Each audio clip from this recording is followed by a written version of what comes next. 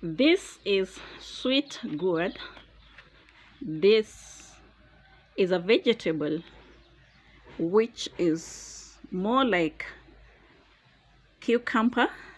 It grows like cucumber, and you also have to harvest it before it hardens on the outside part, just like a cucumber. So you have to be very timely when you are harvesting it. This one, we don't eat it raw, we cook it.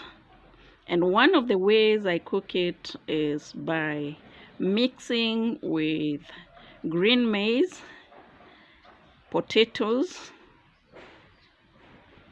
green beans, and I fry it. It becomes a it's a very sweet dish. And this is how it looks like. This is the texture of it. And it's a very highly nutritious vegetable called sweet gourd, or in our language we call it mongo. And it's very sweet. Actually, it is quite sweet in taste. Thank you for watching. You can subscribe and like my channel and share.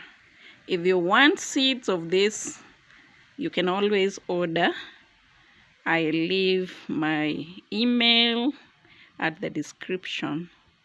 Thanks for watching.